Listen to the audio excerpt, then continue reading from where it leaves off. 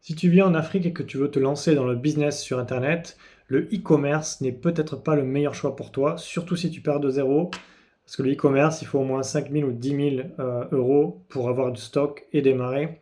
Mais avant de commencer cette vidéo et de te partager mes conseils, je t'invite à découvrir Bolt.new, tu as le lien dans la description, qui te permet en fait de créer une plateforme SaaS ou un site internet à partir de zéro, juste en tapant une simple phrase de ce que tu veux, de ton projet. L'inscription est gratuite, il n'y a pas de carte bancaire requise, il n'y a pas de piège, et tu bénéficies en passant par mon lien de 200 000 tokens gratuits supplémentaires qui te permettent d'avancer ton projet. N'hésite pas, c'est en description. Maintenant, on rentre dans le vif de cette vidéo, dans le vif du sujet. Le premier point, en fait, pour quelle raison le e-commerce n'est pas une bonne solution et quoi faire à la place quand on démarre de zéro? Ben, le premier, c'est que le e-commerce, quand on débute, il y a beaucoup d'illusions. Beaucoup de gens se lancent là-dedans et peu réussissent vraiment. Donc, comme je t'ai dit, il y a un capital de départ qui est important, des frais de lancement, il faut faire du stock, trouver les bons produits. Il y a des produits qui ne vont pas marcher, donc il y aura du stock de perdu. Il faut prévoir tout ça en amont. En plus de cela, tu as la publicité, il faut trouver des canaux d'acquisition pour pouvoir vendre tes produits ou faire des tests. Donc tu vas devoir payer par exemple de la publicité Facebook ou sur d'autres réseaux sociaux. Et ensuite, tu vas avoir tout ce qui est la logistique à gérer, les retours clients, qui, si tu lances un produit qui est moyen, vont te demander beaucoup de temps pour peu de résultats et tu peux littéralement perdre ta motivation dès le départ. Ensuite, le e-commerce, il y a beaucoup de risques, c'est des risques élevés. Comme je t'ai dit, tu peux perdre beaucoup si tu ne fais pas de vente. Typiquement, tu vas avoir du stock, tu vas avoir acheté, et si il n'y a pas de vente, eh ben, tu vas te retrouver avec un stock et une perte financière puisque tu ne vas pas pouvoir revendre ta marchandise. Ensuite, euh, le problème du e-commerce, c'est que c'est ce qu'on te vend partout sur les réseaux sociaux. On te fait miroiter que tu vas devenir riche avec ça. Mais en fait, voilà, ça c'est un peu la faute aux youtubeurs. Il y a du vrai, il y a du faux. Mais en gros, entre un business purement en ligne, typiquement un SaaS par abonnement, où tu vends soit de l'information, soit l'accès à un outil numérique, tu vas avoir des marges beaucoup plus importantes, proches de 80-90%, plutôt que sur du e-commerce où tu vas avoir des très très faibles marges à cause des coûts de stock, de gestion, de retour client, de SAV. Voilà. Et ensuite, voilà, il y a le piège des boutiques dropshipping. Ouvrir un compte sur Shopify, c'est hyper facile. Ça ne demande pas de compétences techniques. Et Shopify l'a bien compris. Mais en fait, tu vas dépenser plus de 300 $ ou 300 euros par an pour finalement avoir une boutique qui marche peut-être pas. Tu auras fait une dépense pour rien. Alors que si tu avais démarré avec un WordPress qui te coûte juste 50 euros par an, bah, c'est beaucoup plus facile à gérer comme perte, par exemple. Donc au final, en fait, on croit qu'on est libre en se lançant dans l'e-commerce, alors qu'en fait, quand on démarre dans l'e-commerce, en fait, il y a tout un tas de contraintes qui fait que c'est très très très difficile et très compétitif. En point numéro 2, pourquoi l'Afrique est une opportunité qui est sous-estimée? Si tu vis en Afrique, tu as une opportunité en or, déjà pour faire du commerce international, puisque la production de tout ce qui est manufacture coûte beaucoup moins cher qu'en Europe. Tu peux trouver des canaux de distribution et t'implanter en Europe ou lancer un petit site WordPress pour vendre un produit. Typiquement, je te donne une idée, mais tu vas trouver de l'artisanat africain qui est très peu répandu en Europe. Tu crées un site WordPress, tu le références bien avec du bon SEO et tu payes un peu de publicité Facebook pour tester un peu la demande et l'intérêt du produit.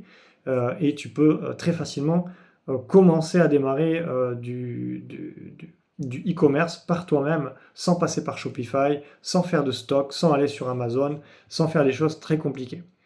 Mais voilà, l'Afrique c'est bien parce qu'il y a moins de concurrence. Comme je te dis, tu as accès aux produits directement, les Européens n'y ont pas accès. Beaucoup d'Européens et d'Américains vont sourcer leurs produits en Chine, tandis que toi, tu peux trouver des entreprises ou des manufactures locales et tu vas pouvoir développer l'économie de ta région. Donc c'est un impact double. Il y a aussi ta fierté qui sera beaucoup plus valorisée que si tu achetais simplement des produits chinois pour les revendre en dropshipping, par exemple. Le marché en Afrique est peu digitalisé. Donc si tu as une connexion Internet, voilà, c'est quelque chose que tu peux faire très facilement. Et ensuite, comme je vais me répéter, mais en fait, tu vis dans un endroit en Afrique où les choses sont à bas coût, donc tu as déjà un avantage. Voilà. Donc ça, c'est ce que je pouvais dire. Les vrais leviers à utiliser avec peu de moyens. Comme je t'ai dit en début de vidéo, c'est de créer un SaaS par abonnement. C'est un des meilleurs business models pour gagner de l'argent. C'est de vendre un service en ligne. Évidemment, il faut que le service soit utile et tu n'auras pas de clients si ton service n'est pas utile. Tu as Bolt.new, tu as le lien en description. Tu as 200 000 tokens gratuits pour l'utiliser. N'hésite pas à essayer, c'est gratuit, il n'y a pas de carte bancaire ou de piège pour s'inscrire, ni quoi que ce soit. Voilà. Ensuite, une chose que je recommande, c'est de lancer un blog avec juste de la création de contenu, ou alors de lancer une chaîne YouTube. Tu peux très bien documenter ce que tu fais, documenter ta journée, ton voyage d'entrepreneur. Qu'est-ce que tu fais au quotidien, quelles sont tes difficultés, et des gens comme toi vont te suivre et écouter tes conseils. Ça demande zéro budget. Là, la vidéo que je te fais, je la fais avec mon téléphone.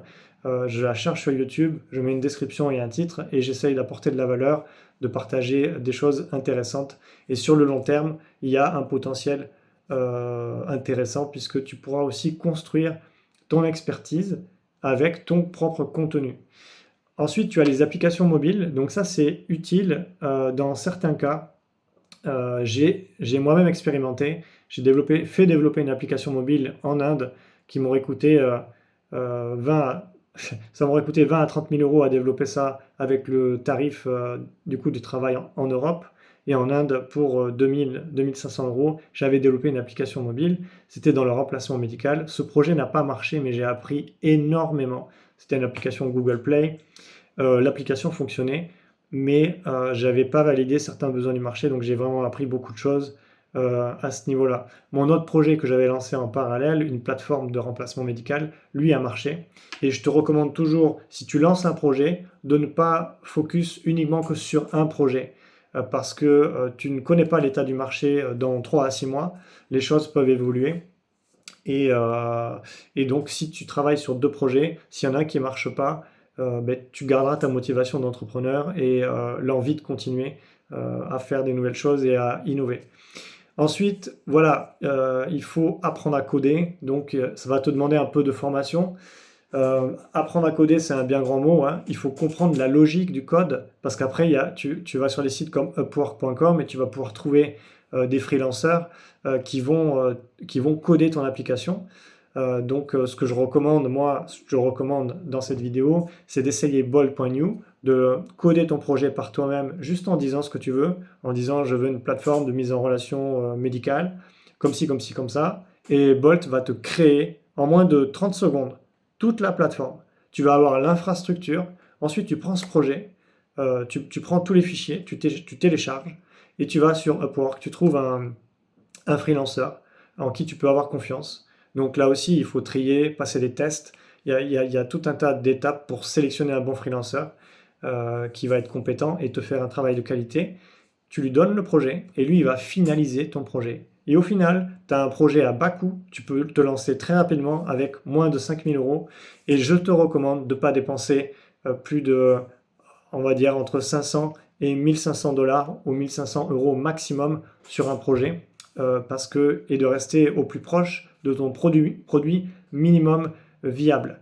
Voilà, focus sur tes compétences. Donc, tu vas devoir apprendre marketing, la vente, le business, plein de choses comme ça. Et ensuite, toujours viser un cash flow rapide parce que sans argent, ton entreprise, ce que tu es en train de faire, le temps que tu passes n'est pas rémunéré. Et du coup, tu ne pourras pas aller bien loin puisque l'argent est le carburant d'une entreprise et c'est ce qui permet de rester en business, rester sur ton marché. Donc toujours, voilà, penser cash flow rapide, penser des niches où il y a beaucoup de gens, où tu peux résoudre un problème. Et voilà, ça c'est important, j'en parle dans d'autres vidéos. Je sais que mes vidéos sont pas très design, pas très jolies, mais en fait, j'ai pas le temps et j'ai aussi pas trop la volonté de travailler ce côté-là. Il y a des youtubeurs qui font ça beaucoup mieux que moi. Et clairement, moi, je travaille sur tellement de projets en même temps que j'ai juste pas envie. Je te partage vraiment brut les connaissances que je peux avoir, et je pense que si tu regardes encore cette vidéo maintenant, tu peux te rendre compte que je partage des connaissances qui sont valides et tu pourras les expérimenter toi-même. Voilà, donc si tu es en Afrique, c'est un gros avantage, sache-le, si tu arrives à utiliser Internet, tu as un gros avantage comparé aux Européens, pour plein de raisons. Le coût du travail en Europe et aux États-Unis, il est cher. Les produits manufacturés sont chers. Toi, tu es dans un pays où tout n'est pas cher, où tu peux trouver des gens qui vont t'aider, que tu vas pouvoir payer beaucoup moins cher qu'en Europe, et qui vont pouvoir t'aider pour ton projet, parce que beaucoup de gens veulent travailler, veulent des opportunités, alors qu'en Europe, les gens sont plus assis dans leur confort, à chercher un CDI, un emploi stable. Tu as aussi tout cet aspect-là. Donc voilà, l'Afrique, c'est vraiment, vous avez une chance par rapport aux Européens, sachez-le. Donc pour résumer, qu'est-ce qu'on a vu dans cette vidéo? On a vu que le e-commerce, c'est beaucoup d'illusions, beaucoup d'appelés et peu d'élus, pour toutes les raisons dont je t'ai évoquées. Ensuite, le deuxième point, c'est l'Afrique, c'est une opportunité qui est sous-estimée. Il faut en profiter maintenant. Il y a des places à prendre dans tous les secteurs. Ensuite, les leviers à utiliser avec peu de moyens, comme je t'ai dit, utilise le SaaS, Bolt.new, essaye et tu m'en donneras des nouvelles. Moi, j'en suis plutôt satisfait. Tu peux lancer aussi un blog ou une chaîne YouTube, donc là on est plus dans de la création de contenu, tout le monde peut faire ça. Documenter ce que tu fais, ça suffit. Tu trouves 10-15 minutes dans ta journée et tu vas documenter. Il n'y a pas besoin de faire des choses exceptionnelles, il n'y a pas besoin d'effets spéciaux ou d'investir dans des caméras, un simple smartphone suffit. Les applications mobiles pour les plus téméraires, c'est bien difficile, mais pourquoi pas. Et ensuite, focus sur tes compétences, être toujours prêt à apprendre, à se remettre en question et à avoir une méthode agile. Comme je t'ai dit, mon conseil vraiment que je te recommande, c'est ne te lance pas tête fermée sur un seul projet, sois agile et 2 ou 3 projets, parce que ça a aussi une conséquence psychologique, c'est que quand tu travailles sur un projet et tu te retrouves bloqué financièrement ou au niveau de la motivation ou même du business, tu ne sais pas où tu vas, bah, tu peux switcher et dire ok, je mets ce projet en pause et je travaille sur le second projet. Et au niveau de la motivation, on finit par se lasser quand on travaille sur quelque chose. Donc si tu as 2-3 projets en même temps, dès que tu commences à te lasser, tu vas pouvoir passer au second et ainsi de suite au troisième. Et puis tu vas avoir des idées pour le premier et tu vas avancer tous tes projets en même temps. Ce qu'on appelle un peu la méthode agile, d'être très, très flexible. Et au final, en fait, ça va pouvoir te donner une dynamique de travail constante sans te retrouver bloqué pendant des semaines sur un projet. Parce qu'en fait, ben, c'est normal de se retrouver bloqué. Ça fait partie du jeu, ça fait partie du développement d'une entreprise. On arrive toujours, à un moment donné, à être bloqué quelque part. Et ça prend plus ou moins de temps pour débloquer la situation. Donc voilà, j'espère que les conseils que je t'ai partagés dans cette vidéo sont utiles. J'essaye de te partager le maximum de mon expérience. N'hésite pas à liker la vidéo si elle t'a plu, à me poser des questions dans les commentaires si tu en as, et à t'abonner à la chaîne parce que je publie du contenu régulièrement. Voilà, j'espère que tu vas bien, je te souhaite une bonne journée et je te dis à très bientôt.